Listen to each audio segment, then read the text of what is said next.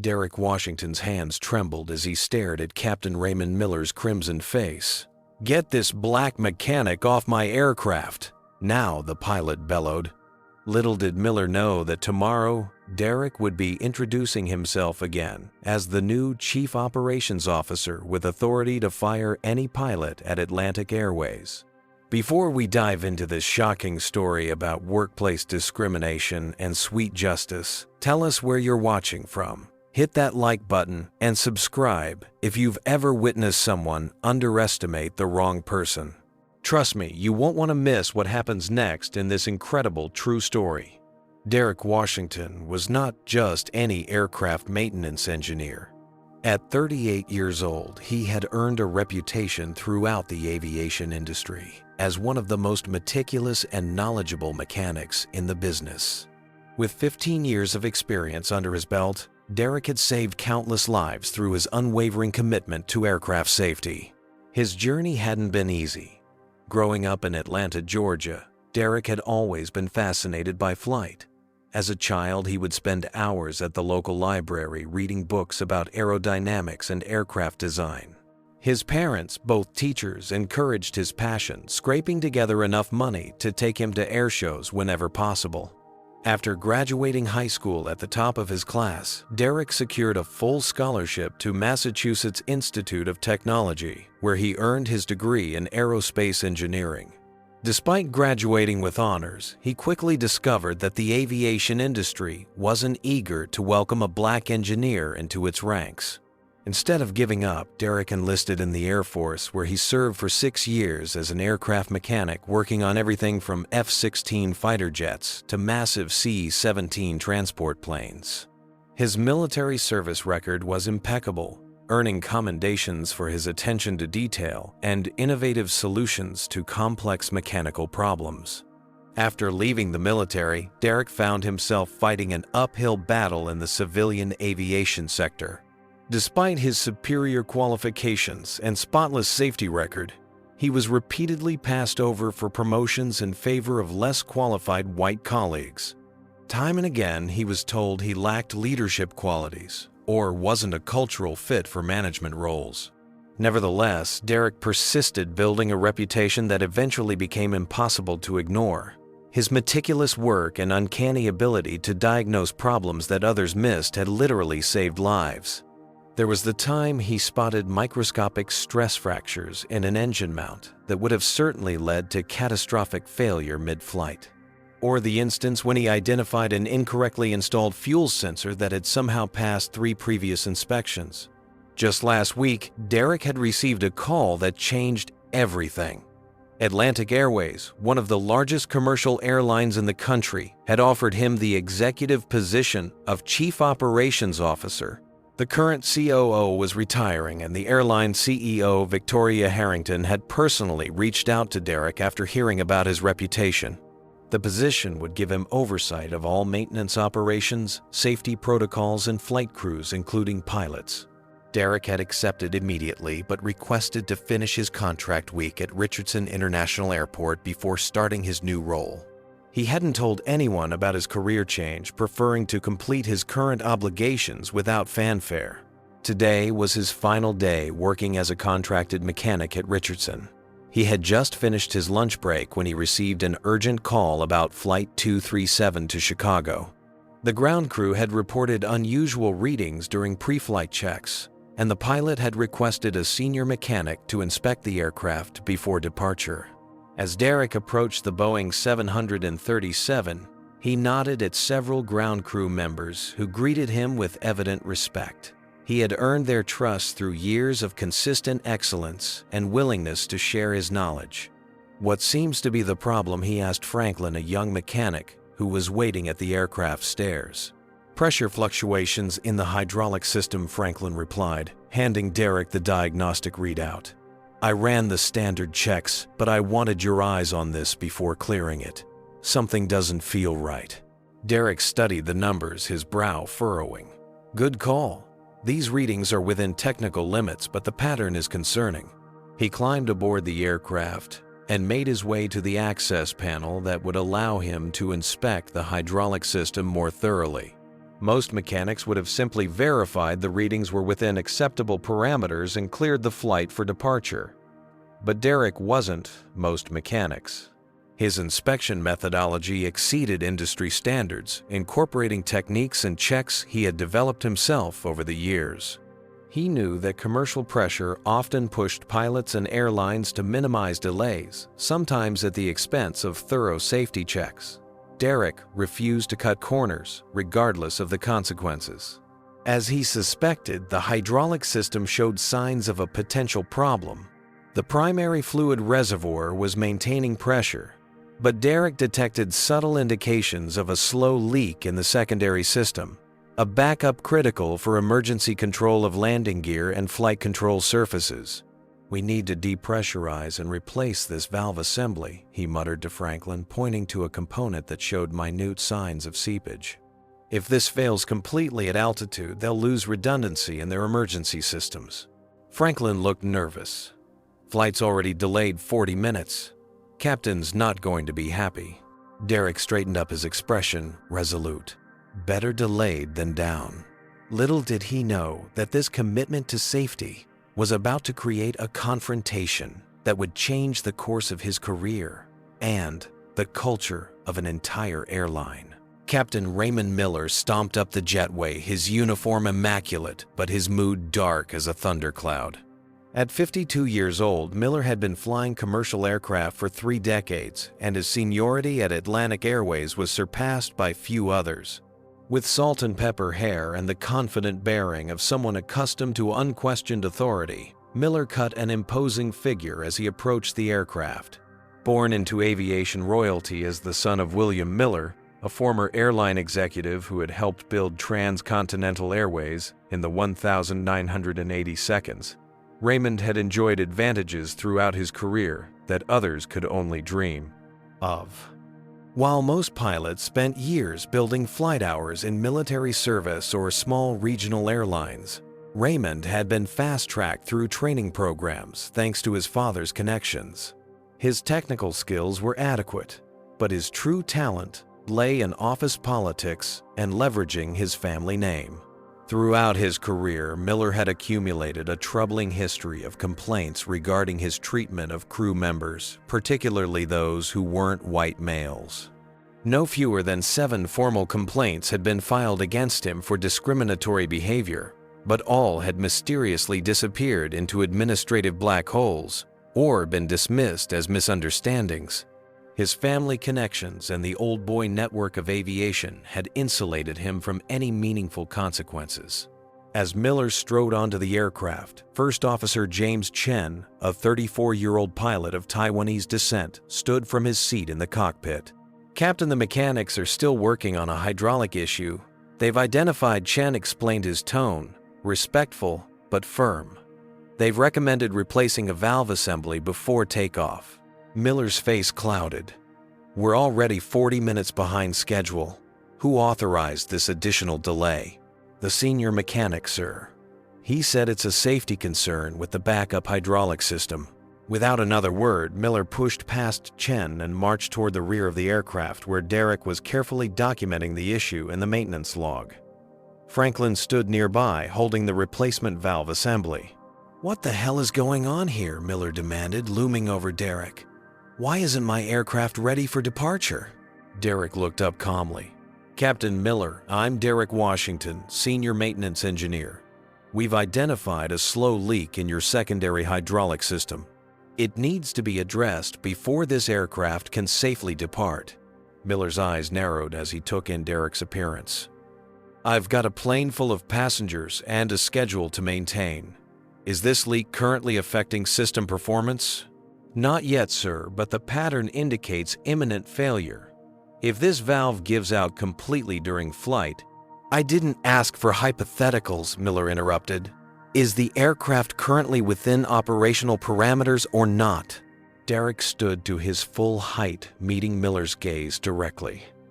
"Technically, yes, but as the signing maintenance authority, I cannot clear this aircraft until—" "Then we're leaving," Miller cut in. "I've been flying longer than you've been turning wrenches. If the readings are within limits, this is my call." "With all due respect, Captain, it's not your call." FAA regulations clearly state that maintenance concerns must be. Miller's face flushed crimson. Listen here. I'm not about to let some black mechanic who probably got his job through affirmative action tell me how to do mine. I've been flying these birds since you were in diapers. The cabin went silent. Several flight attendants who had been preparing the cabin froze in shock. Among them, Aisha Robinson, a 29-year-old flight attendant with 7 years of experience, quietly slipped her phone from her pocket and began recording. Derrick maintained his composure, though his hands had begun to tremble slightly. Captain Miller, my race has nothing to do with this safety issue. I'm simply following protocol to ensure. Protocol, Miller scoffed. Let me tell you about protocol. I'm the captain of this aircraft, which makes me the final authority, not you. Now clear this aircraft for departure, or I'll have you removed. I can't do that, sir, Derrick replied steadily. This valve needs replacement. It will take approximately 45 minutes, and then you can depart safely. Miller stepped closer, his voice dropping to a dangerous growl. I don't know how you got hired, but I'm not about to miss my connection window because some diversity hire wants to flex his authority. Clear my aircraft now. Sir, I'm obligated to report any. Miller turned to the lead flight attendant. Call security. I want this man removed from my aircraft immediately. Captain, I don't think First Officer Chen began. Did I ask for your opinion? Miller snapped before turning back to Derrick. You people always think you know better, don't you? Making everything about race when it's about competence? Derrick stood his ground, though the public humiliation stung deeply. This isn't about race, Captain. It's about passenger safety. Get this black mechanic off my aircraft. Now, Miller bellowed his face, now a deep crimson. I want him escorted from the premises and reported to the FAA for interfering with flight operations. 2 security officers appeared at the aircraft door, summoned by a flight attendant who had rushed to the terminal at Miller's orders. Sir, we need you to come with us, one of the officers said to Derrick. With dignity, Derrick gathered his tools. I'm noting in the log that I cannot clear this aircraft for flight due to a critical safety concern and that I'm being removed against my professional judgment. As he was escorted from the plane, Derrick maintained his composure, though the humiliation burned through him. Behind him, he could hear Miller ordering another mechanic to sign off on the aircraft. Miller pointed to Franklin. Verify the readings are within limits and clear this plane. Franklin looked torn, his eyes darting between his mentor being escorted away and the intimidating captain. The readings are within technical limits. But Derrick said, Are they within limits or not? Miller demanded. Yes, but then sign it off. That's all I need to know. As Derrick was marched through the terminal, he could see through the windows as Flight 237 pushed back from the gate, cleared for takeoff by a less experienced mechanic who had been bullied into ignoring a genuine safety concern. This isn't over, Derrick whispered to himself, pulling out his phone to call Atlantic Airways CEO Victoria Harrington about what had just occurred and what might happen next. 30,000 feet above Indiana, Captain Raymond Miller was feeling pleased with himself. Flight 237 had departed Richardson International Airport only 50 minutes behind schedule. Not ideal, but he'd make up some time by pushing the aircraft a little harder. The cabin was quiet. Passengers settled in with their drinks, and entertainment blissfully unaware of the confrontation that had preceded their departure. Level at cruise altitude. First Officer James Chen reported his voice professional but noticeably cooler than usual. Miller nodded curtly. Take over for a bit. I need to update our arrival time with dispatch. As Miller busied himself with the radio, Chen's eyes drifted to the instrument panel. Something caught his attention, a subtle fluctuation in the hydraulic pressure gauge. Nothing alarming yet, just a small variance that most pilots might overlook. Chen frowned, remembering the black mechanic's concerns about the secondary hydraulic system. Captain Chen ventured, I'm noticing some minor fluctuations in the hydraulic pressure readings. Miller barely glanced at the gauge. Within normal parameters, that mechanic was just trying to cause trouble. Chen bit his tongue, unconvinced but unwilling to provoke his volatile superior. Instead, he made a mental note to monitor the system more closely. Meanwhile, in his apartment near Richardson Airport, Derrick Washington sat at his computer, tracking Flight 237 on a flight monitoring website. His professional reputation had been attacked, but his primary concern remained passenger safety. The flight trajectory looked normal, but Derrick couldn't shake the gnawing worry about what he'd discovered during his inspection. "Please let me be wrong," he whispered, watching the tiny airplane icon creep across his screen. Back in the cockpit, 90 minutes into the flight, the first warning light illuminated, a small amber indicator showing decreased pressure in the secondary hydraulic system. Captain Chen said firmly, "We have a warning light on the secondary hydraulics." Miller finally looked over, his expression darkening. "Probably just a sensor issue. Run the diagnostic." Chen ran through the checklist, methodically testing the system's response. The results were concerning. Primary system is holding, but secondary pressure is dropping steadily. "We're losing fluid somewhere." "How bad?" Miller asked, his earlier confidence wavering. "Bad enough that we should consider diverting," Chen replied. "If the primary system also fails, we'll have severely limited control of landing gear and flight surfaces." Miller's jaw tightened. "We're not diverting over a backup system. The primary is fine." "Sir, with respect, this is exactly what the maintenance engineer warned us about." The mention of Derrick seemed to only strengthen Miller's resolve. "We're continuing to Chicago. The primary system is all we need." 20 minutes later, that decision would prove catastrophic. Without warning, a second light flashed, red primary hydraulic pressure dropping rapidly. "Mayday, mayday, mayday," Miller finally called, his voice strained. "Atlantic Airways Flight 237 experiencing dual hydraulic system failure. Requesting emergency landing clearance at Indianapolis International." Air traffic controller Brianna Taylor responded immediately. At 42, she was a veteran controller known for her calm handling of emergencies. "Atlantic 237 Indianapolis approach. Understood. You are cleared to descend to 10,000 feet. Emergency services are being notified." In the cabin, the sudden descent triggered the automatic deployment of oxygen masks as the aircraft rapidly lost altitude. Flight attendants moved quickly through the aisles, assisting passengers and preparing for a potential emergency landing. Aisha Robinson, who had recorded Miller's racist tirade, now found herself securing a terrified elderly woman into her seat. "Remember to breathe normally," she instructed her training, overriding her own fear. "Bend forward and prepare for landing." In the cockpit, sweat beaded on Miller's forehead as he fought with increasingly unresponsive controls. The aircraft shuddered, hydraulic fluid depleted from both systems, just as Derrick had predicted. "I can barely control the ailerons," Miller grunted, struggling with the yoke.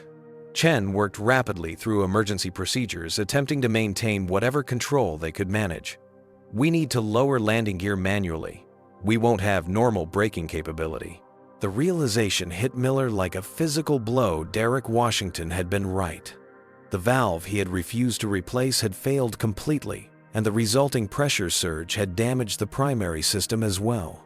His arrogance and prejudice hadn't just humiliated a competent professional, they had endangered the lives of everyone on board. Preparing for emergency landing, Miller announced to the passengers, his voice tight, "Brace positions, everyone." Indianapolis International Airport erupted into controlled chaos as emergency vehicles positioned themselves along the runway. Fire trucks, ambulances, and police vehicles lined the tarmac, lights flashing in the afternoon Sunday. Flight 237 approached unsteadily, its descent more rapid than ideal. The landing gear extended, but without confirmation locks, there was no way to be certain all wheels were properly deployed and locked. 50 feet, Chen called out, monitoring their altitude. 40, 30, 20. The aircraft touched down hard, bouncing once before settling onto the runway. Without normal hydraulic pressure, the brakes responded poorly, requiring Miller to use reverse thrust aggressively to slow the massive machine. For several heart-stopping moments, it seemed the plane might not stop before running out of runway. Then finally, it slowed to a halt, smoke rising from overheated wheel assemblies. "Evacuate Miller," ordered over the intercom. "All passengers evacuate immediately." Emergency slides deployed and passengers scrambled to safety. Incredibly, there were only minor injuries, mostly bruises and sprains from the hard landing and rapid evacuation. What could have been a major disaster had been averted, but just barely. As Miller finally exited the aircraft, the last to leave, as required by protocol, he found himself facing a team of FAA officials who had arrived with unprecedented speed. Among them was a familiar face, Derrick Washington, who had been contacted as the mechanic who had initially identified the issue. The mechanic was right, Miller admitted quietly, unable to meet Derrick's eyes. The valve failed exactly as he predicted. But Derrick wasn't listening. He was already moving past Miller, heading toward the aircraft to begin the investigation that would uncover exactly what had gone wrong and who was responsible for allowing it to happen. Behind them, news vans were already arriving, their satellite dishes extending skyward. In the pocket of her uniform, Aisha Robinson's phone contained video evidence that would soon explode across social media and news channels nationwide. Evidence of racism, negligence, and a disaster that had almost cost hundreds of lives. The conference room at Indianapolis International Airport buzzed with tension as Federal Aviation Administration investigators assembled their materials. Large screens displayed diagrams of Flight 237's hydraulic systems, while evidence bags containing the failed valve sat prominently on the central table. Lead investigator Sandra Patel, a 20-year veteran of the FAA's Aircraft Certification Office, studied the preliminary report with a grim expression. "This should never have happened," she stated flatly. "The maintenance log clearly shows that a senior engineer identified this exact failure point and recommended immediate replacement." Her colleague, technical specialist Marcus Jefferson, nodded in agreement. According to the maintenance records, Derrick Washington flagged this issue as a critical safety concern. He was overruled by the captain and then physically removed from the aircraft. The door opened and Derrick Washington entered, still wearing the same clothes from earlier that day. Despite the humiliation he had endured, he carried himself with quiet dignity. Mr. Washington, Sandra greeted him. "Thank you for coming. We have some questions about your inspection of Flight 237 prior to departure." Derrick took a seat, his expression professionally neutral. "I've brought my personal notes and photographs of the valve assembly in question. I noticed signs of microfracturing along the pressure seam and indicators of imminent failure." As Derrick explained the technical details, Sandra's phone buzzed with an incoming message. She glanced at the screen, then looked up with widened eyes. "It seems we have additional evidence to consider," she said, turning her tablet to show the others. A flight attendant recorded the entire confrontation between Captain Miller and Mr. Washington. It's already being shared on social media platforms. The video playing on her tablet showed the confrontation in stark detail, Captain Miller's reddened face as he shouted racial slurs, the shocked expressions of the crew, and Derrick's dignified attempts to explain the safety concerns before being escorted away. The video has over 2 million views already, Sandra noted. Atlantic Airways' public relations department is in full crisis mode. At that moment, Aisha Robinson was escorted into the room by another FAA official. The young flight attendant looked nervous, but determined. "Miss Robinson," Sandra acknowledged, "thank you for coming forward with this evidence." "I couldn't stay silent," Aisha replied. "What Captain Miller did wasn't just racist, it endangered everyone on that plane. I've worked with Mr. Washington before. He's the most thorough mechanic I've ever met." While the investigation in Indianapolis gathered momentum, the Atlantic Airways executive offices in Chicago had descended into chaos. Current Chief Operations Officer Harold Thompson, a 61-year-old aviation veteran, just days away from retirement, stared in disbelief at the video playing on his computer screen. "This is a nightmare," he muttered to his assistant. "Get Victoria on the line immediately." Victoria Harrington, CEO of Atlantic Airways, was already dealing with the fallout. At 59, she had navigated numerous crises during her career, but nothing quite like this perfect storm of racism, safety violations, and viral video evidence. "Our stock has dropped 12 points since the video went public," her financial director reported. "Major shareholders are demanding a statement." Victoria pinched the bridge of her nose. "Where is Captain Miller now?" Being interviewed by FAA investigators in Indianapolis, he's hired Sullivan from Legal Services, the same attorney who helped him dodge those previous discrimination complaints. The mention of previous complaints made Victoria's expression darken further. How many were there? "At least 7 that we know of, all buried before reaching your desk. HR is pulling the records now." The door to Victoria's office burst open as Harold Thompson entered, his face ashen. "Victoria, we have another problem."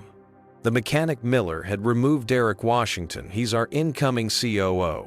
Victoria stared at him in stunned silence before a bitter laugh escaped her. "You're telling me that the black mechanic Miller, publicly humiliated and had thrown off the plane, is starting as our new Chief Operations Officer tomorrow?" "Yes. And given what's happened, I can't imagine he'll accept the position now." Victoria's phone rang the FAA commissioner himself. Before answering, she turned to Harold. "Contact Washington immediately. Tell him I need to speak with him as soon as possible. And prepare a press release acknowledging the video and announcing an internal investigation." As these conversations unfolded, Captain Raymond Miller sat alone in a sterile interview room, watching his career disintegrate. His attorney Gregory Sullivan reviewed documents beside him. "They have you dead to rights on this one," Ray Sullivan admitted reluctantly. "The video is damning and the maintenance logs confirm everything Washington said. The valve failed exactly as he predicted." Miller ran his hands through his hair. "Can you spin it as a difference of professional opinion, technical disagreement, rather than," he trailed off, "rather than racist discrimination and willful endangerment of passenger safety?" Sullivan finished bluntly. "Not a chance. The best we can hope for is to minimize the personal consequences. Your career with Atlantic is over. The question now is whether you'll keep your license at all." Back in the main investigation room, First Officer James Chen had arrived to provide his testimony. His account contradicted Miller's official report in several key areas. Captain Miller dismissed Washington's concerns without proper evaluation, Chen stated firmly. When the hydraulic warning lights activated exactly as Washington had predicted, Miller initially concealed the severity from both the passengers and the control tower. "Would you have made the same decision to depart?" Sandra asked. Chen's response was immediate. "Absolutely not. I would have delayed the flight and replaced the valve as recommended." The technical investigation was equally damning. Marcus Jefferson held up the failed valve, pointing to the fracture lines. "These stress patterns show this wasn't sudden failure. There was progressive deterioration, exactly as Washington documented. Any thorough inspection would have caught this." As evening fell, Derrick Washington returned to his hotel room to find 17 missed calls on his phone. 15 from Atlantic Airways, 1 from his wife Layla, and 1 from an attorney offering to represent him in what was described as an obvious wrongful termination and discrimination lawsuit. He called Layla first. "I've seen the video," she said immediately. "It's everywhere, Derrick. How are you holding up?" Derrick sank onto the bed. "I'm still processing everything. The FAA investigation is underway. The valve failed exactly as I predicted. The plane nearly crashed." "Are you still taking the COO position tomorrow?" That was the question Derrick had been asking himself all day. "I don't know. Victoria Harrington has been calling non-stop, but I haven't called back yet." "You should take it," Layla said firmly. "This is exactly why companies like Atlantic Airways need someone like you in leadership. You can create actual change from the inside." Before Derrick could respond, his phone beeped with another incoming call. Victoria Harrington again. "I should take this," he told Layla. "I'll call you back." Mr. Washington, Victoria's voice was carefully modulated when he answered. "I can't tell you how sorry I am about what happened today." "With all due respect," Miss Harrington, Derrick replied, "I'm not interested in apologies. I'm interested in knowing how a pilot with Captain Miller's history of discrimination was allowed to remain in command of an aircraft." The line went silent for a moment. "That's a fair question, and one I intend to address fully. Would you be willing to meet tonight? I believe we have much to discuss regarding your start date tomorrow, assuming you're still willing to join us." Derrick thought about Layla's words about creating change from within. "I'll meet you in an hour," he agreed. "But I'll be bringing my own list of conditions." As he hung up, Derrick's phone pinged with a news alert. "Breaking: Atlantic Airways pilot removed from service following racist incident and near disaster." The investigation was only beginning, but the repercussions were already spreading far beyond what Captain Miller could have imagined when he ordered that black mechanic off his plane. What do you think about this situation? Comment 1 if you believe Captain Miller should lose his pilot's license permanently, or 2 if you think he deserves a second chance after proper training. Don't forget to hit that like button and subscribe to our channel for more incredible true stories about justice and accountability in the workplace. Do you think Derrick should accept the COO position at Atlantic Airways after being treated so poorly, or should he walk away and sue the company? Let us know your thoughts in the comments below, and stay tuned to find out what happens when Derrick and Victoria meet to discuss his future at the airline. The downtown Chicago headquarters of Atlantic Airways had transformed into a war room. Public Relations Director Melissa Chang hadn't left the building in 24 hours, coordinating with her team as they attempted to contain what was rapidly becoming the worst crisis in the airline's 40-year history. The video has reached 30 million views, an exhausted social media manager reported. Major news networks are running it hourly. Number Atlantic Airways racism and number Fire Captain Miller are trending nationwide. Melissa nodded grimly. What about our statement? Being called too little too late across platforms. The fact that we didn't immediately terminate Miller is fueling the outrage. In the executive conference room, Victoria Harrington faced the board of directors, many of whom had flown in for this emergency meeting. The tension in the room was palpable, with several board members openly hostile. "This is an unmitigated disaster," declared Lawrence Pembroke, the longest-serving board member. "Our stock has plummeted 22%. Customers are canceling reservations. Travel agencies are dropping us from their booking systems." Victoria remained composed. "I understand the severity of the situation. I've implemented a comprehensive response plan." A bit late for that, interrupted Margaret Wilson, another board member. "Why wasn't Miller fired years ago? Those previous complaints should have triggered immediate action." "That's what I intend to find out," Victoria replied firmly. "I've ordered a complete audit of our HR reporting procedures and disciplinary actions. Someone buried those complaints, and I want to know who and why." Richard Dalton, the board chairman, leaned forward. "What about Washington? Is he still joining as COO?" "We're meeting tonight to discuss his start date," Victoria answered. "I'm confident he's still on board." "You realize the optics if he declines," Dalton pointed out. "It would be devastating." Victoria nodded. "Which is why I'll personally ensure he has everything he needs to succeed in transforming our culture." As the board meeting continued, Raymond Miller sat alone in his suburban home, watching his world collapse through the screens of his devices. His phone had been ringing constantly, mostly journalists seeking comment, but also a few fellow pilots expressing their disgust. The Atlantic Airways Pilots Association had released a statement distancing themselves from his actions. His attorney had advised against making any public statements, but isolation was driving Miller to desperation. A text message from his daughter appeared.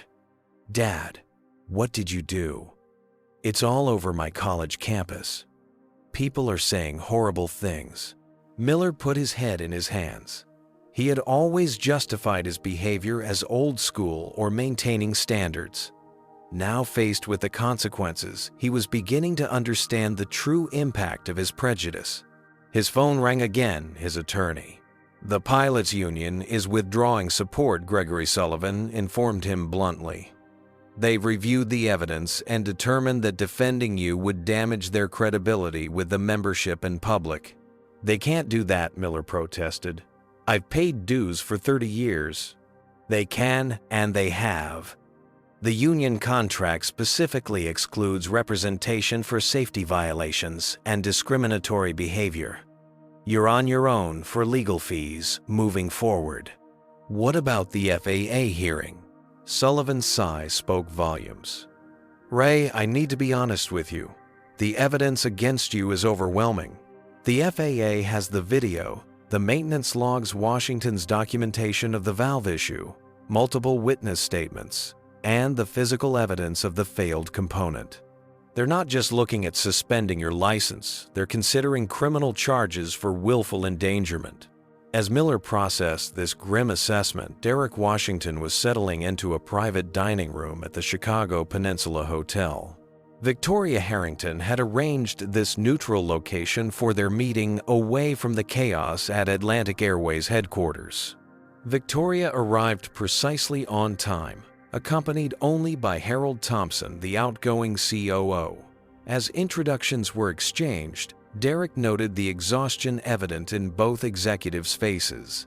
"Mr. Washington, I want to begin by saying how deeply sorry I am for what happened today," Victoria stated, once they were seated.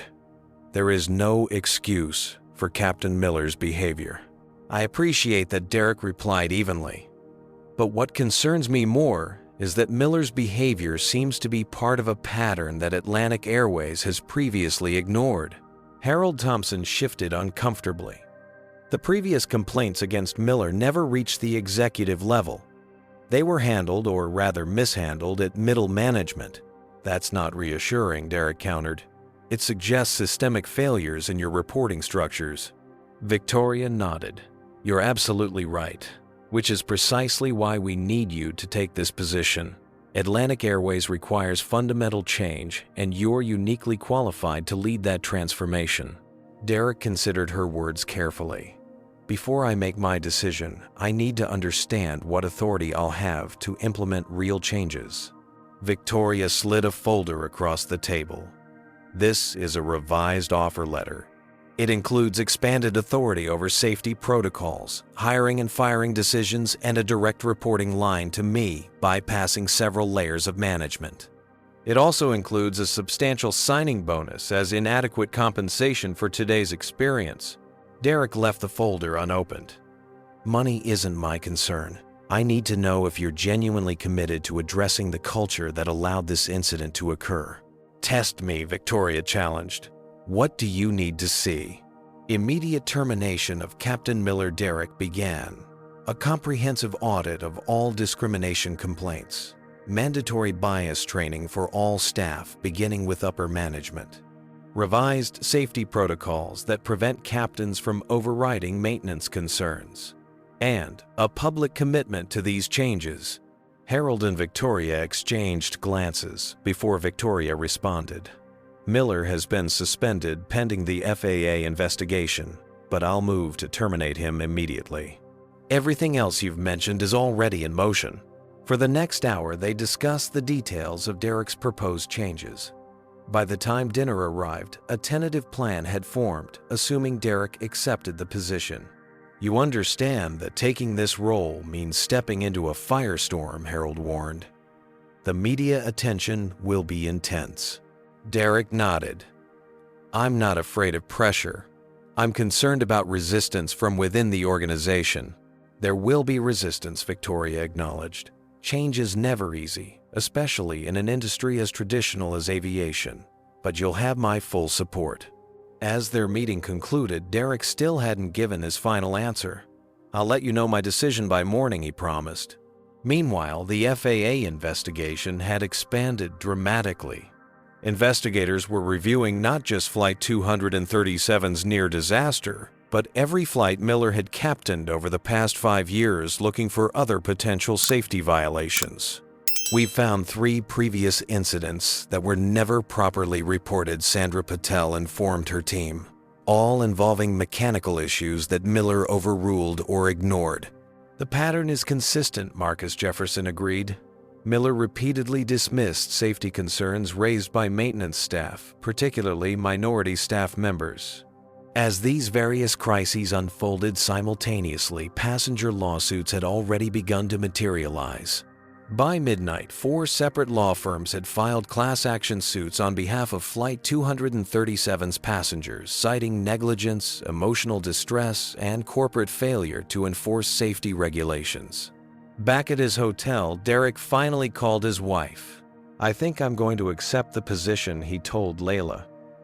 "Victoria seems genuinely committed to change, and this is an opportunity to transform the culture from within." "I'm proud of you," Layla responded, "but promise me you'll be careful. Taking this job means putting yourself in the spotlight." Derrick thought about the valve he had identified that morning, how such a small component could have such catastrophic consequences if ignored. Sometimes the most important changes started with addressing the smallest details. "I'll be careful," he promised. "But someone needs to stand up and fix this broken system. It might as well be me." As dawn broke over Chicago, Derrick made his decision. He would accept the position as Chief Operations Officer of Atlantic Airways, effective immediately.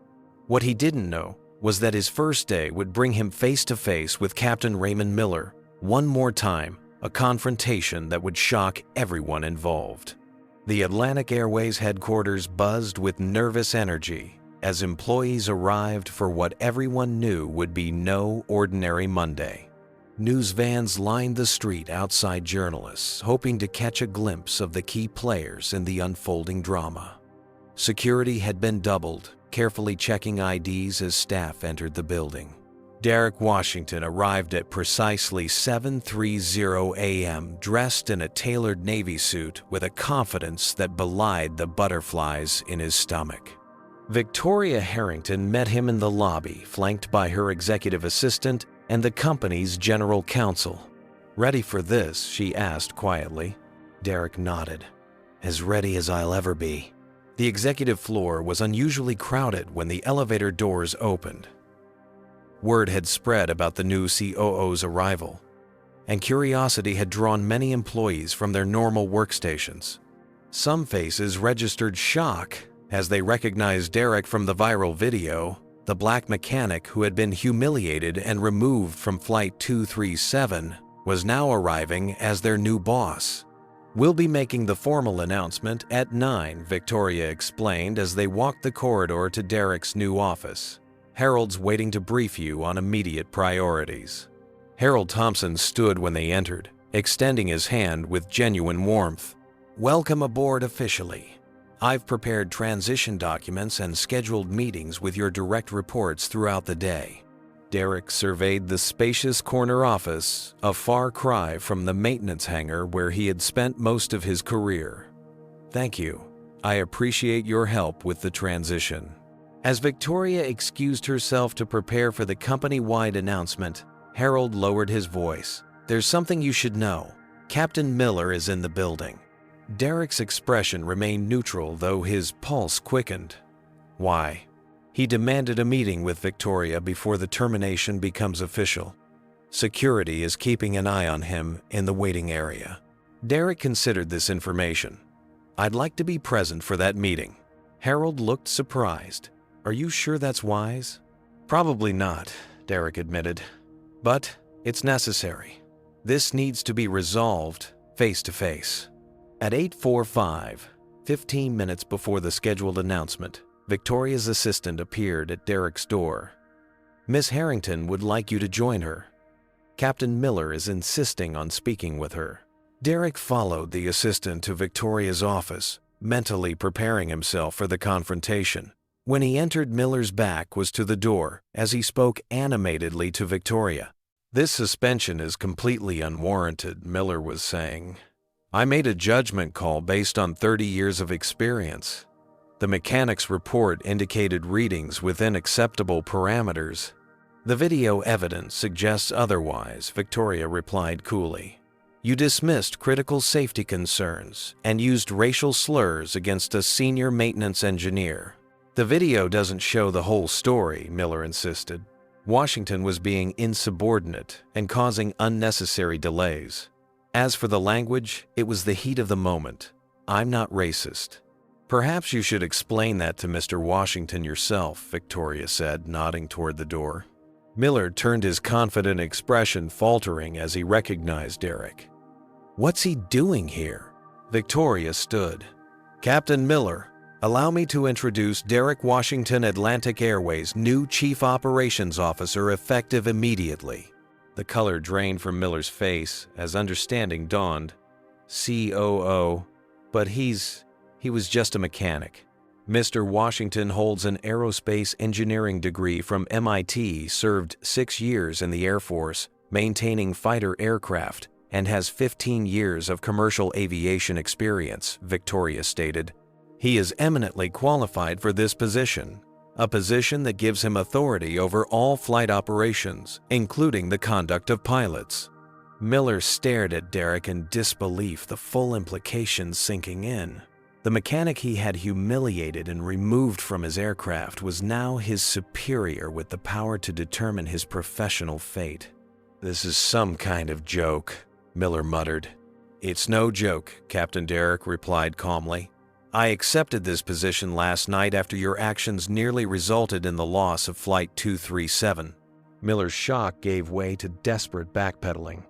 Look, Washington, I may have been harsh yesterday, but you have to understand the pressures we're under to maintain schedules. I had no idea you were joining the executive team. Would it have made a difference, Derrick asked pointedly? Would you have listened to my safety concerns if you'd known I was about to become your boss? Or would you have treated me with basic professional respect, regardless of my position? Miller had no answer, his mouth opening and closing without producing words. Captain Miller, Victoria interjected, your employment with Atlantic Airways is terminated effective immediately. Security will escort you to collect your personal belongings. You can't do this, Miller protested. I'll sue for wrongful termination. You're welcome to try, Victoria replied. But given the video evidence, the FAA investigation findings, and the fact that your actions endangered hundreds of lives, I don't like your chances. Now, please leave before I have security remove you. As a stunned Miller was escorted out, Victoria turned to Derrick. Not exactly how I plan to start your first day, but perhaps it's fitting. Derrick nodded thoughtfully. Sometimes you need to lance the boil before healing can begin. At precisely 9:00 a.m., Victoria stood before the assembled company employees and made the announcement that sent shockwaves through the organization. Effective immediately, Derrick Washington will serve as our new Chief Operations Officer. She declared, gesturing for Derrick to join her at the podium. Many of you may recognize Mr. Washington from recent news coverage. What happened on Flight 237 was unacceptable and does not reflect the values of Atlantic Airways. Mr. Washington has graciously agreed to accept this position despite that incident and will lead our efforts to transform our safety, culture, and workplace environment. The room erupted in murmurs as employees processed this information. Some faces showed shock, others relief, and a few, particularly among the older executives, displayed clear discomfort. When Derrick stepped to the microphone, the room fell silent. Thank you, Miss Harrington. I didn't expect my first day to begin quite this way, but perhaps it's appropriate. What happened on Flight 237 wasn't just about one incident or one individual. It represents systemic issues that need addressing, issues of safety protocols being ignored, of professional expertise being dismissed, and yes, of racial bias affecting operational decisions. He paused, looking across the sea of faces. I'm not here for revenge or to clean house. I'm here because aviation safety has been my life's work and because I believe Atlantic Airways can become an industry leader in both safety and workplace culture. But that will require honest self-examination and a willingness to change. Some of that change may be uncomfortable, but it is necessary. As Derrick outlined his initial priorities, a comprehensive safety protocol review, mandatory anti-bias training, and an anonymous reporting system for safety concerns, he noticed First Officer James Chen in the audience, nodding in approval. Following the announcement, Derrick convened an emergency executive meeting to address the ongoing crisis. The executive team, many meeting him for the first time, appeared wary. "Our first priority is passenger safety," Derrick stated firmly. "I want a complete review of all maintenance override incidents from the past 5 years. If there are other pilots following Miller's example, we need to identify them immediately." "That's a massive undertaking," protested the VP of Operations Thomas Brooks. "We have thousands of maintenance records." "Then we'd better get started," Derrick replied. "I also want a review of all discrimination complaints that were filed but never reached executive level. Someone has been burying these reports, and I want to know who and why." The tension in the room was palpable as several executives exchanged nervous glances. One senior director cleared his throat. "With all due respect, Mr. Washington, you're talking about potentially years of records. Is this really the best use of our resources during a PR crisis?" "This isn't about PR," Derrick countered. "It's about identifying and correcting dangerous patterns that put lives at risk. If anyone in this room has concerns about that priority, now would be a good time to speak up." The silence that followed spoke volumes. As the meeting continued, Derrick outlined his vision for transforming Atlantic Airways' safety culture. By the time they adjourned 2 hours later, it was clear to everyone present that significant changes were coming. Later that afternoon, Derrick received an unexpected visitor. James Chen, the first officer who had witnessed Miller's behavior on Flight 237. "I wanted to thank you personally," Chen said after being shown into Derrick's office. "Not just for accepting this position, but for standing your ground that day. Your concerns about the hydraulic system saved lives." "I was just doing my job," Derrick replied. "As were you by questioning Miller's decisions during the emergency." Chen nodded. Many pilots would have backed Miller despite their doubts. The culture discourages questioning the captain's authority, even when lives are at stake. "That's exactly the culture we need to change," Derrick said. "Safety should always trump hierarchy." "You'll have support among the younger pilots," Chen assured him. "More than you might think. Miller's old guard is a vocal minority, but they don't represent most of us." As his first day as COO drew to a close, Derrick faced both enormous challenges and unexpected allies. The anonymous reporting system he had proposed was already being implemented, and Victoria had approved budget for an external audit of safety protocols. Meanwhile, Raymond Miller sat in his attorney's office reviewing the termination paperwork with growing anger. "They can't get away with this," he fumed. "I'm being made a scapegoat for a mechanical failure." Gregory Sullivan sighed. "Ray, I've been your attorney for 15 years, so let me be blunt. You're on video using racial slurs against the mechanic who correctly identified the problem. You overrode safety protocols. The plane nearly crashed. You're lucky you're only facing termination and not criminal charges." "I'm filing a wrongful termination lawsuit," Miller insisted. "I have a contract, which includes clauses about safety violations and discriminatory behavior," Sullivan reminded him. "But if you insist on pursuing this, I'll prepare the paperwork." As Miller left the office, his phone buzzed with a news alert. Atlantic Airways announces new Chief Operations Officer, former mechanic, who identified safety issue takes executive role.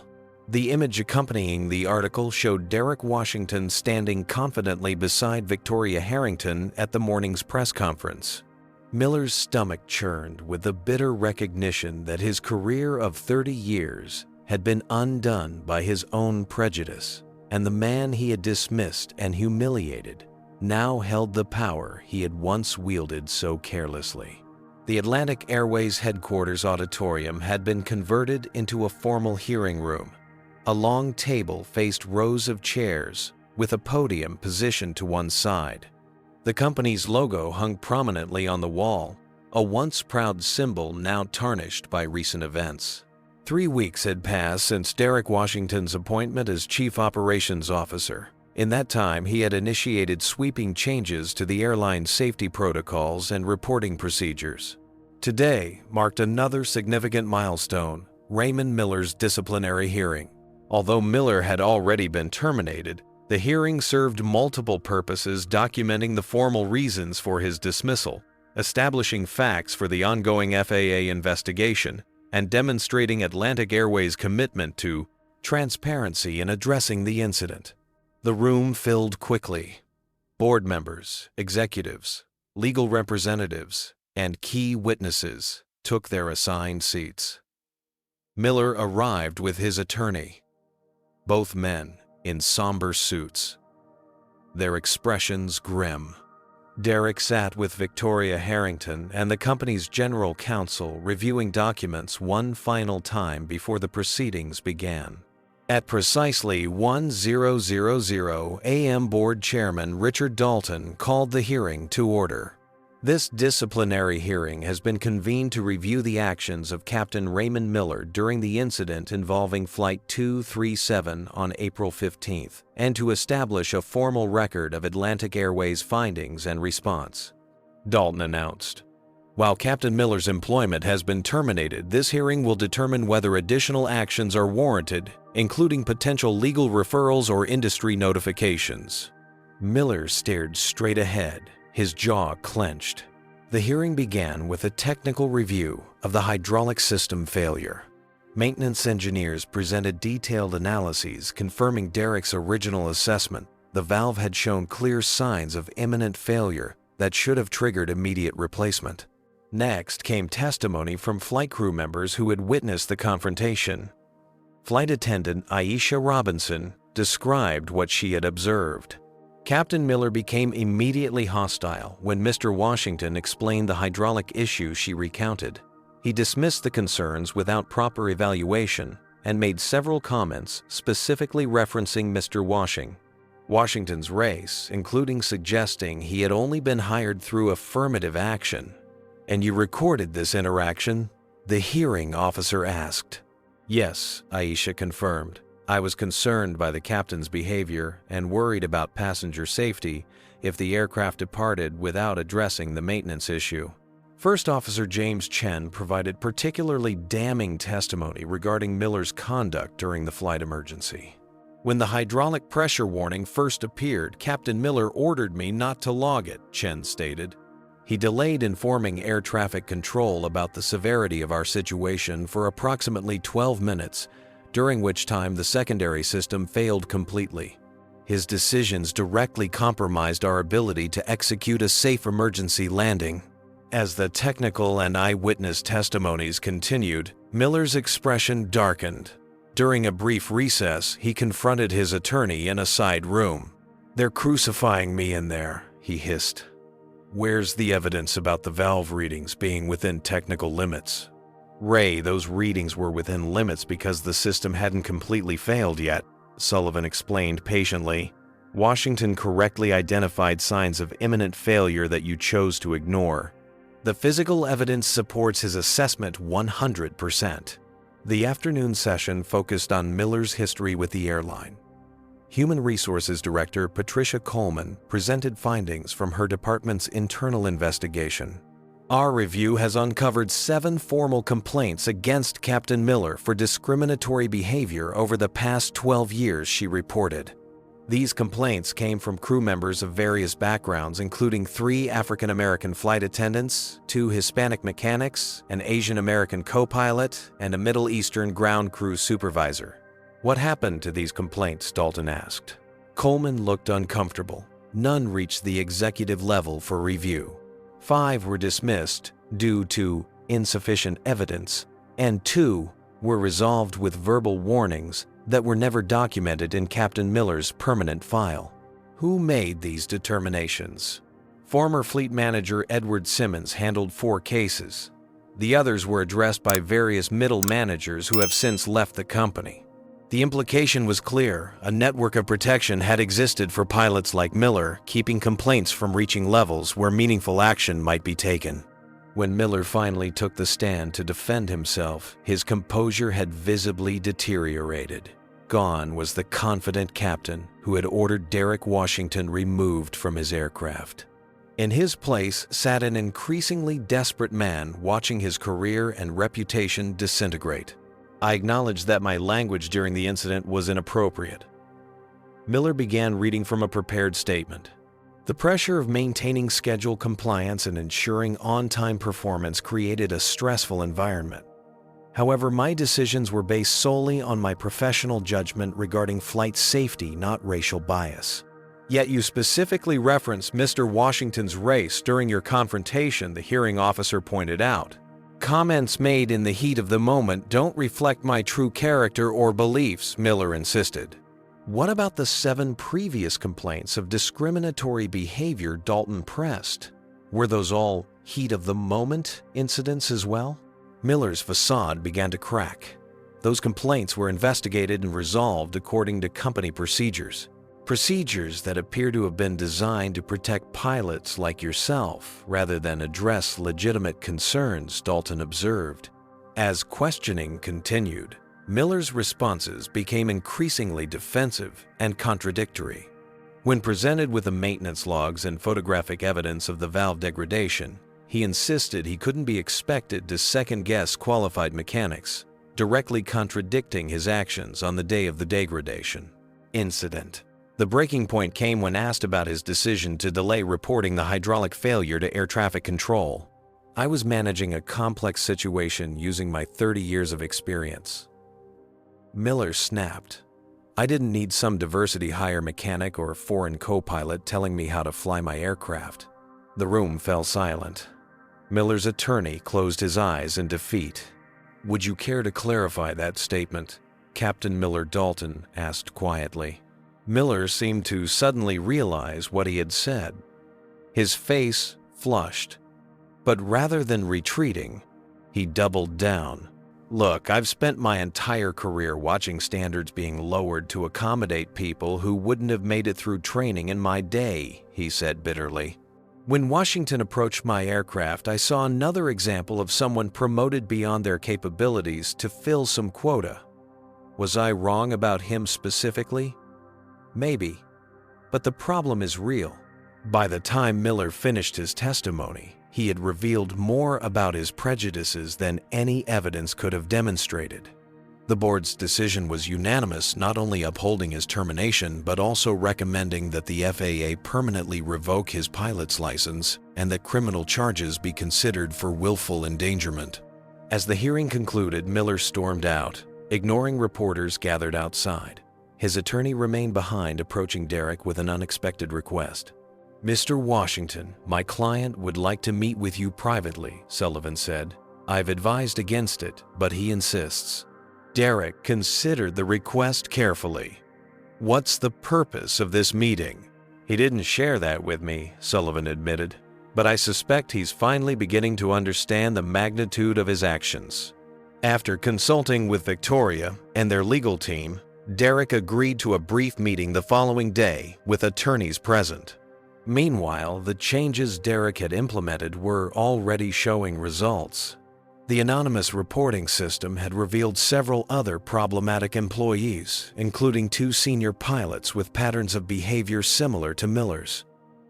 Both had been placed on administrative leave, pending investigation.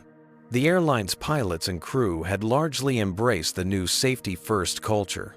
Though some resistance remained among the old guard, the near disaster of Flight 237 had shaken even the most complacent staff members into recognizing the need for change. That evening, Derrick called his wife from his office. How did it go? Layla asked. About as expected, Derrick replied. Miller basically self-destructed on the stand, confirming everything we already knew about his attitudes. But something strange happened afterward. He requested a private meeting. Are you going to meet with him? Derrick sighed. Yes, tomorrow. I'm not sure what he wants, but I think I need to hear him out. Maybe there's something to be learned from this whole mess. Just be careful, Layla cautioned. Men like Miller can be unpredictable when cornered. As Derrick hung up, he looked at the framed photograph he'd placed on his desk, a picture of his father standing proudly beside the first commercial aircraft he'd ever worked on as a mechanic. Derrick had followed in those footsteps, facing many of the same barriers and prejudices his father had encountered decades earlier. We're making progress, Dad, he whispered to the image. Slowly, but we're getting there. The next day's meeting with Miller would prove more surprising than Derrick could have anticipated, a conversation that would challenge his own beliefs about redemption and second chances in ways he never expected. Raymond Miller's life had collapsed with stunning speed. In less than a month, he had gone from respected senior captain to aviation industry pariah. His phone rarely rang now, except for calls from journalists seeking comment or former colleagues delivering news of the latest developments in his professional destruction. The morning after the disciplinary hearing, Miller sat in his attorney's office waiting to be driven to his meeting with Derrick Washington. His usual confidence had been replaced by a hollow-eyed weariness. Are you sure you want to go through with this? Gregory Sullivan asked, checking his watch. It's not too late to cancel. I'm sure, Miller replied quietly. I need to say some things to his face. Across town, Derrick prepared for the meeting with mixed emotions. He had no desire for revenge, but he remained skeptical about Miller's motives for requesting this conversation. I've arranged for security to be present, Victoria informed him. They'll stay out of sight, but within earshot. I don't think that's necessary, Derrick objected. Humor me, she insisted. Miller's world has imploded largely due to his own actions, but you're the face of those consequences for him. People in that position can be unpredictable. The meeting was arranged in a neutral location, a conference room at the offices of a third-party mediator. When Derrick arrived, Miller and his attorney were already seated. Derrick was struck by Miller's transformation. The formerly imposing captain seemed diminished his shoulders, slumped his once immaculate appearance, now slightly disheveled. After brief tense introductions, Miller surprised everyone by dismissing his attorney. I'd like to speak with Mr. Washington alone, he stated. Sullivan looked alarmed. Ray, I strongly advise against that. This isn't a legal discussion, Miller insisted. It's personal. After checking with Derrick, who nodded his agreement, both attorneys reluctantly stepped outside, leaving the two men facing each other across the conference table. For several long moments, neither spoke. Then Miller broke the silence. My father was a pilot, he began unexpectedly. Transcontinental Airlines, back when it was one of the biggest carriers in the country. He flew DC 8 seconds, then 747 seconds. I grew up idolizing him, hearing stories about the golden age of aviation when pilots were treated like gods. Derrick remained silent, wondering where this was going. He died last year, Miller continued, 92 years old. Never lost his pilot's license, flew privately until he was 85. His last words to me were, "Uphold the legacy." Miller's voice cracked slightly. I thought I was doing that. By ignoring safety protocols and denigrating maintenance staff, Derrick asked quietly. Miller winced. I know how it looks. But in my mind, I was protecting the captain's authority, something my father valued above almost everything else. Authority isn't the same as infallibility, Derrick pointed out.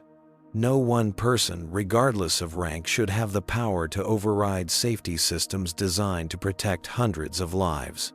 Miller nodded slowly. I've had a lot of time to think these past weeks.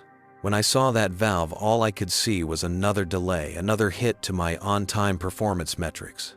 I couldn't or wouldn't see the potential consequences. And the racial comments Derrick pressed. How do those fit into upholding the legacy? Miller's face reddened. My father was. a man of his generation. He had certain views that I absorbed without questioning. It doesn't excuse what I said to you, but it might help explain it. Many people grew up with prejudiced parents, Derrick observed. Not all of them perpetuate those beliefs. No, Miller agreed. They don't. That's on me. The conversation paused as both men considered what had been said. Miller seemed to be struggling with something, his fingers drumming nervously on the table. The real reason I wanted to meet you, he finally continued, is to tell you something I couldn't say in that hearing room full of lawyers and executives. I was wrong. Completely, catastrophically wrong. About the valve, about you, about a lot of things. And people nearly died because of it. The admission hung in the air between them. I've lost everything, Miller added. My career, my reputation, possibly my freedom if the FAA pursues criminal charges. But what keeps me awake at night isn't any of that. It's the faces of the passengers on that flight. The ones who would have died if Chen and the Indianapolis controllers hadn't managed to land that plane despite my mistakes. For the first time, Derrick saw genuine remorse in Miller's expression. "Why are you telling me this?" he asked. "Because you deserve to hear it," Miller replied simply. "And because I need to say it to acknowledge what happened without excuses or justifications. My actions endangered lives, and my prejudice led to those actions. That's the truth I've been avoiding for weeks, maybe years." The conversation that followed was unlike anything Derrick had expected. Miller spoke about his upbringing, his early career advantages, and his gradual realization that his success had been built partly on systemic advantages that colleagues like Derrick had never enjoyed. "I'm not asking for forgiveness," Miller clarified, "or for my job back, or even for leniency. I just wanted you to know that at least one old dinosaur is finally beginning to understand what you've been up against your entire career." When they finally emerged from the conference room 2 hours later, both attorneys looked surprised by their calm demeanors. "Everything okay?" Sullivan asked his client. Miller nodded. "Better than I deserved." As they parted ways, Derrick reflected on their conversation. He had entered that room expecting defensiveness, perhaps even hostility. Instead, he had witnessed something rare, the beginning of genuine self-examination from a man whose privilege had previously shielded him from such introspection. Meanwhile, the consequences of Miller's actions continued to ripple through the aviation industry. The FAA investigation expanded beyond Atlantic Airways, identifying similar patterns at other airlines, where safety concerns raised by maintenance personnel were routinely dismissed by pilots. The lawsuits against Atlantic Airways mounted. Most passengers from Flight 237 joined class action litigation, citing emotional distress and corporate negligence.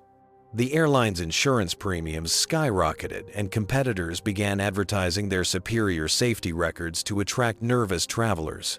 For Derrick, these weeks brought professional challenges alongside personal vindication. The changes he implemented faced resistance from entrenched interests within the company. Several senior pilots threatened to resign rather than participate in the mandatory anti-bias training he had instituted. 2 actually did resign, only to discover that other airlines had become hesitant to hire anyone leaving Atlantic under such circumstances. The anonymous reporting system Derrick established quickly proved its value. Within the first month, it received 37 reports of safety concerns that might previously have gone unaddressed. Each was investigated thoroughly, with several leading to significant procedural improvements. Aisha Robinson, the flight attendant whose video had exposed Miller's behavior, received a promotion to lead flight attendant for her courage in coming forward. Her recording had not only captured Miller's racism, but had also documented a critical safety violation that might otherwise have been disputed or minimized. James Chen, the first officer who had questioned Miller's judgment during the emergency, became a training captain focused on crew resource management and safety culture. His experiences with Flight 237 became a case study in the importance of speaking up regardless of hierarchy. 6 weeks after the incident, Miller's attorney contacted Derrick with unexpected news. Ray has withdrawn his wrongful termination lawsuit, Sullivan informed him. He's also agreed to cooperate fully with the FAA investigation, including providing testimony about the informal system that buried previous complaints. What prompted this change? Derrick asked, surprised. He said your conversation helped him realize he needed to take responsibility rather than continue fighting. He's also enrolled in a diversity awareness program at his own expense. This development coincided with another significant step in Atlantic Airways' transformation. Derrick had established a scholarship program for minority students pursuing careers in aviation, personally contributing to the initial funding. The airline matched his contribution with Victoria Harrington adding her own substantial donation. Industry publications had begun featuring Atlantic's turnaround as a case study in crisis management and cultural transformation. What could have destroyed the airline was instead becoming a catalyst for positive change, with other carriers taking note of the reforms being implemented. Yet for all this progress, Derrick knew their journey had only begun. Real transformation would require sustained effort and vigilance against the institutional inertia that had protected people like Miller for decades. As he stood at his office window, watching planes take off and land with methodical precision, Derrick thought about the valve that had started it all, a small component whose failure could have brought down an entire aircraft. Organizations, he reflected, were much the same. Their strength depended on every component functioning correctly and on systems designed to identify and address failures before they became catastrophic. Atlantic Airways was beginning to understand this truth, not just in its maintenance hangars, but in its corporate offices as well. The question now was whether that understanding would endure beyond the immediate crisis, whether the lessons of Flight 237 would become permanently embedded in the airline's culture or fade as memory of the incident dimmed. Derrick was determined to ensure it would be the former. The stakes, as he knew better than most, were measured in human lives. 6 months after Flight 237's near-disaster, Atlantic Airways had transformed in ways few could have predicted. The airline's headquarters, once a bastion of traditional aviation culture, now hummed with a different energy. New faces populated the executive office's diversity that extended beyond tokenism to genuine representation across departments and levels. Derrick Washington's office featured a wall of framed metrics charts, all showing the positive trends he had worked tirelessly to create. Safety violation reports had decreased by 62%.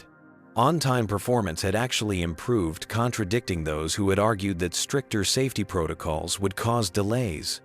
Employee satisfaction scores had risen substantially, particularly among maintenance staff and flight crews.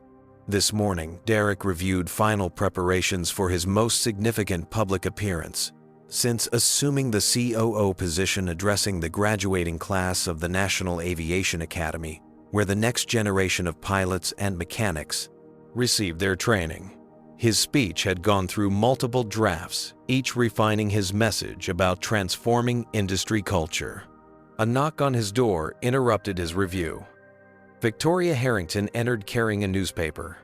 "Have you seen this?" she asked, placing the Wall Street Journal on his desk. The headline read, "Atlantic Airways sets new industry standards after near disaster, becomes catalyst for change." Derrick skimmed the article, which detailed the airline's remarkable turnaround. It cited Atlantic's new safety protocols as revolutionary and noted that 3 other major carriers had adopted similar measures. The piece concluded by mentioning that Atlantic stock had recovered its post-incident losses and gained an additional 11%. "Not bad for 6 months' work," Victoria observed with a smile. "We still have a long way to go," Derrick reminded her. "Cultural change takes years, not months." "True, but we've laid the foundation." She checked her watch. "Your flight to the academy leaves in 2 hours. Transportation is waiting whenever you're ready." After Victoria departed, Derrick gathered his speech notes and briefcase. As he prepared to leave, his assistant announced an unexpected visitor.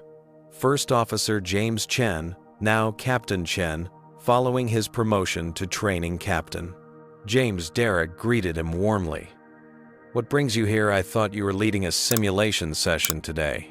"I am this afternoon," Chen confirmed. "But I wanted to catch you before your speech. I have something you might want to include." He handed Derrick a folder containing flight safety statistics from the past quarter. "We've had 0 maintenance override incidents since implementing your protocols," Chen explained. "Not a single case of a pilot dismissing mechanic concerns. That's unprecedented in commercial aviation." Derrick reviewed the data with satisfaction. "This is exactly what we've been working toward. Thank you for bringing it." "There's more," Chen added. "Aisha asked me to tell you she's assembled a group to attend your speech. Several crew members from Flight 237 will be there, along with some of the students they've been mentoring." This news touched Derrick deeply. The bonds formed through their shared experience had developed into something positive. Experienced aviation professionals guiding newcomers toward a safer, more inclusive industry culture. As Derrick's car approached the airport, he received a message that his flight would be delayed by mechanical issues. Rather than feeling frustrated, he smiled at the irony. The delay meant someone had identified a problem and the system was working as designed, safety taking precedence over schedule. While waiting in the terminal, Derrick encountered an unexpected face. Raymond Miller, now employed as a flight instructor at a small regional flight school. The former captain had lost his ATP certification but had been permitted to retain his flight instructor rating under certain restrictions. Their eyes met across the terminal, a moment of mutual recognition freezing them both in place. After a brief hesitation, Miller approached. "Mr. Washington," he acknowledged with a nod. "Quite a coincidence." "Captain Miller," Derrick replied, then corrected himself. "Mr. Miller." An awkward silence followed before Miller spoke again.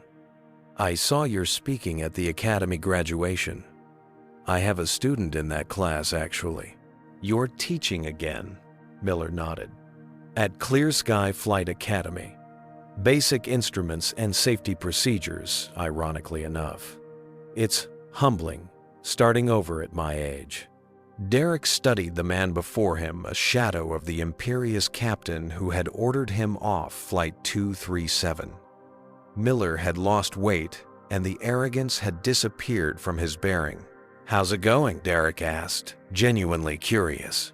"It's been an education," Miller admitted. "My students are incredibly diverse, all backgrounds, ages, genders. Nothing like when I was coming up through the ranks. They challenge me daily, question assumptions I never even recognized I had." He paused, seeming to gather his thoughts. "I owe you an apology, a real one. Not the self-serving statement I made right after everything happened, but a genuine recognition of the harm I caused." Derrick considered this unexpected apology. What changed? "Honestly, losing everything made me finally see what I'd been taking for granted. The privilege, the protection, the second chances I'd always received, while others got none." Miller looked Derrick directly in the eyes. "I've spent 6 months reflecting on how many careers I might have damaged or destroyed with my attitudes and actions. How many talented people like you were pushed aside because I couldn't see past my own biases." For the first time, Derrick sensed genuine remorse rather than self-pity in Miller's words. "That recognition is a start," Derrick acknowledged. "What matters now is what you do with it." "I'm trying to do better," Miller said simply. "Teaching these students properly, ensuring they understand that safety and respect go hand in hand. That neither race nor gender nor any other factor should influence how we evaluate professional competence." He hesitated. "I know it doesn't make up for the past, but it's something." Their conversation was interrupted by the announcement that Derrick's flight was ready for boarding. As they prepared to part ways, Derrick made a spontaneous decision. "There's an anti-bias training program we've developed at Atlantic," he told Miller. "It's mandatory for all our employees now. If you're serious about changing, I could arrange for you to participate." Miller looked genuinely surprised by the offer. "You do that, after everything." "This isn't about forgiveness," Derrick clarified. "It's about creating meaningful change in the industry. If you're actually committed to teaching the next generation better than you were taught, that program might help." "I'd appreciate that," Miller replied, his voice thick with unexpected emotion. "Truly." They exchanged contact information, and Derrick boarded his flight with a sense that perhaps the cycle of prejudice could indeed be broken, one difficult conversation at a time. The National Aviation Academy auditorium was filled to capacity for the graduation ceremony. Hundreds of fresh-faced pilots and mechanics sat in their formal attire representing the diverse future of aviation. Among the faculty seated on stage, Derrick recognized several industry leaders who had traveled specifically to hear his address. When introduced, Derrick approached the podium to enthusiastic applause. He spotted Aisha Robinson and several other Flight 237 crew members seated together in the audience alongside students they had been mentoring. Their presence reminded him of how far they had all come since that fateful day.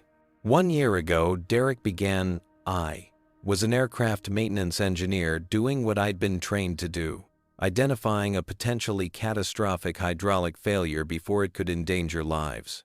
Today, I stand before you as Chief Operations Officer of Atlantic Airways, responsible for the safety of thousands of passengers daily. The journey between those 2 points contains lessons I believe are crucial for everyone entering the aviation industry. He recounted the story of Flight 237, not dwelling on the racial aspects, but focusing instead on the systemic failures that had allowed safety protocols to be overridden and discrimination to flourish unchecked. The near disaster of that flight revealed weaknesses not just in a hydraulic valve, but in our industry's culture, he explained. For too long, we've operated in silos, pilots, mechanics, flight attendants, all with their own hierarchies and territories. Safety requires breaking down those barriers. Lives depend on every voice being heard, regardless of rank, race, gender, or any other factor. Derrick described the changes implemented at Atlantic Airways over the past year. The anonymous reporting system that had identified numerous safety issues. The revised protocols, preventing any single individual from overriding maintenance concerns. The comprehensive anti-bias training, now industry-leading in its scope and effectiveness. These changes weren't easy, he acknowledged. They faced resistance from those comfortable with the status quo. But the results speak for themselves. 0 maintenance override incidents in the past 6 months. Improved safety metrics across all operations. Higher employee satisfaction and retention rates. As his speech neared its conclusion, Derrick shifted to a more personal tone. "When I was your age, entering this industry with dreams and determination, I encountered barriers that had nothing to do with my skills or qualifications. I had to work twice as hard to receive half the recognition. Many talented people simply gave up their potential contributions to aviation lost forever." He surveyed the diverse faces before him. Young men and women of all backgrounds, united by their passion for flight.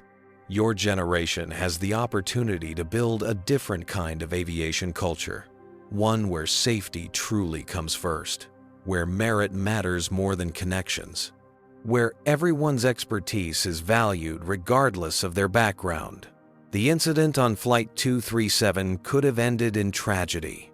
Instead, it became a catalyst for transformation, proof that even our industry's deepest-rooted problems can be addressed when we have the courage to confront them honestly. The applause that followed was thunderous. As Derrick returned to his seat, he noticed Captain James Chen giving him a subtle thumbs up from the audience. The ceremony concluded with the presentation of diplomas, each graduate stepping forward to begin their aviation career. Derrick was struck by how different their experience would be from his own entering an industry, slowly becoming more inclusive, more safety-focused, more willing to listen to diverse voices. Later that evening, a small reception was held for faculty and special guests. Derrick found himself surrounded by students, eager to share their aspirations, and ask about opportunities at Atlantic Airways. He was particularly impressed by a young black woman who had graduated top of her maintenance engineering class. "Your story inspired me to stick with it when things got tough," she told him. "Knowing someone like you made it to the executive level makes it seem possible for the rest of us." James Chen approached, accompanied by Aisha Robinson and several other Flight 237 crew members who had attended the ceremony. "Your speech hit all the right notes," Chen commented, "especially the part about breaking down silos. That's exactly what we've been emphasizing in our mentorship program." Aisha nodded in agreement. "The students we're working with understand these concepts intuitively. They're ready for a different kind of aviation culture." As they discussed the progress made and challenges ahead, Derrick's phone buzzed with a text message from Victoria Harrington Board unanimously approved the expanded safety initiative budget. Full implementation across all operations. Congratulations. This was the final piece of Derrick's transformation plan, extending the new safety protocols and reporting systems to every aspect of Atlantic Airways operations, from maintenance to in-flight service to baggage handling. The comprehensive approach represented the largest investment in safety culture in the company's history.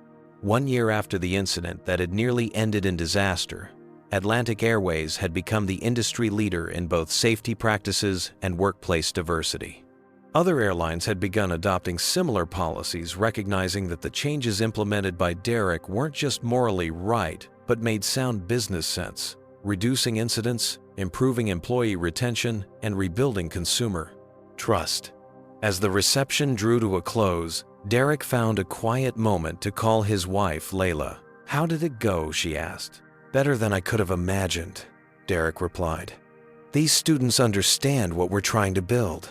They're ready to be part of the solution." "I'm proud of you," Layla said softly. "Your father would be too." After ending the call, Derrick stepped outside into the evening air. The airport in the distance was illuminated with runway lights, planes taking off and landing in a carefully choreographed dance of technology and human skill. Each aircraft represented hundreds of lives entrusted to the aviation system he had spent his career working to improve. The journey had begun with a confrontation over a failing hydraulic valve, a small component whose proper function could mean the difference between life and death. That metaphor had guided Derrick's approach to transforming Atlantic Airways, addressing problems at their source, ensuring every component of the system functioned correctly, refusing to sacrifice safety for convenience or prejudice for the Atlantic profit. The next morning, before returning to Chicago, Derrick made an unscheduled visit to Atlantic Airways' maintenance hangar at the local airport. The mechanics were surprised to see the company's COO in their workspace, dressed not in his usual executive suit, but in the practical clothing of someone prepared to get his hands dirty. "Mind if I help with the inspection?" he asked, picking up a familiar set of tools. The lead mechanic smiled in recognition. Always room for another pair of experienced hands. For the next 2 hours, Derrick worked alongside the maintenance crew, demonstrating that despite his executive role, he had never lost touch with the fundamental skills that had started his career. He inspected hydraulic lines, checked control surfaces, and verified pressure readings with the same meticulous attention to detail he had always shown. As they completed the inspection, the lead mechanic shook his hand. "It means something seeing you still do this work. Tells us you haven't forgotten what it's like down here." "I never will," Derrick promised. "Everything I've accomplished started right here, with people like you making sure every flight is safe." On his return flight to Chicago, Derrick found himself seated next to a young family parents with 2 small children traveling for the first time. The youngest, a girl of about 5, looked nervous as the plane began taxiing. "Is flying scary?" she asked Derrick, noticing his Atlantic Airways ID partially visible in his jacket pocket. "Not at all," he assured her with a smile. "This plane was checked by very skilled mechanics this morning." "I know. because I was there helping them. Everyone who works on this aircraft, the pilots, the mechanics, the flight attendants, they all work together to make sure you have a safe journey. The child considered this information seriously. So everyone has an important job. Exactly. Derrick nodded. And when everyone does their job and listens to each other, flying is the safest way to travel.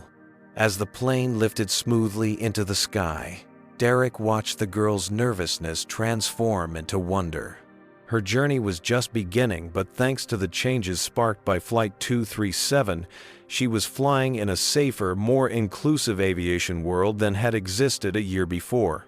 The transformation wasn't complete. Cultural change never is. But the foundation had been laid for an industry where safety trumped hierarchy, merit outweighed prejudice, and every voice could be heard, regardless of who was speaking. For Derrick Washington, that was a legacy worth building. One hydraulic valve, one policy change, one conversation at a time. What's your take on this story? Do you think one person can really change an entire industry's culture? Comment below with your thoughts. Don't forget to like this video if you found Derrick's journey inspiring. Subscribe to our channel for more stories of justice and transformation in the workplace. And share this video with someone who might need a reminder that standing up for what's right is always worth it, even when it's difficult. Thank you for watching, and remember, sometimes the most powerful changes begin with a single person refusing to back down from the truth. This story teaches us that real change often begins with a single, courageous individual standing firm in the face of injustice. Derrick Washington's refusal to compromise safety despite facing blatant racism ultimately transformed an entire airline's culture. We learn that systemic problems require systemic solutions, addressing not just individual bad actors, but the structures that protect them. The incident demonstrates how discrimination and safety are intertwined. When prejudice silences voices, lives are endangered. True leadership means creating environments where merit matters more than privilege, where every voice is valued regardless of background. Importantly, the story shows that accountability doesn't preclude redemption. Miller's journey from arrogant racist to humbled instructor reveals how confronting one's biases can lead to growth. Finally, we see that meaningful change requires persistence. Transforming entrenched cultures doesn't happen overnight, but through sustained effort and unwavering commitment to doing what's right.